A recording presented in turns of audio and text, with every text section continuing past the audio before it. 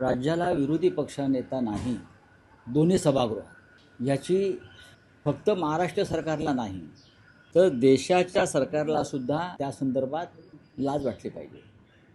विरोधी पक्षाशिवाय नेत्याशिवाय तुम्ही दोन्ही सभागृह चालवायचा प्रयत्न करता, पण नरेंद्र मोदी प्रधानमंत्री झाल्यापासून शक्य असेल तिथे ते विरोधी पक्षनेता देण्याचं टाळतात. राहुल गांधी यांना तर आज ते विरोधी पक्षनेते आहेत लोकसभेत, पण त्यांना लोकसभेतूनच कायमच्या बाहेर काढण्याचं कारस्थान सुरू आहे. हे विरोधी पक्षनेता नको. महाराष्ट्राच्या विधानसभेत आणि विधान परिषदेमध्ये विरोधी पक्षनेता येऊ नये म्हणून कायदा बदलायचं काम, कायदाही बदलला जातो. ह्याला निर्लज्जपणा म्हणतात.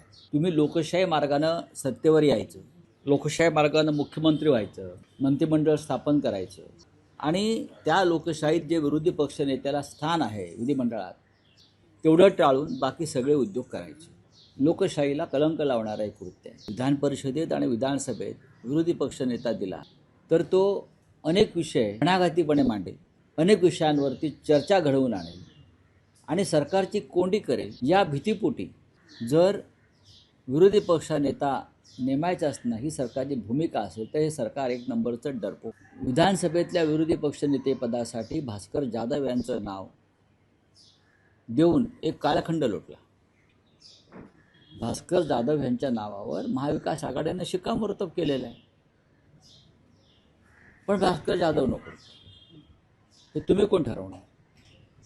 विधान परिषदेमध्ये काही निर्णय झालेले आहेत, तिथेही त्या पद्धतीनं विरोधी पक्षाला ते पद द्यायचं नाही यासाठी कारस्थानं केली जातात.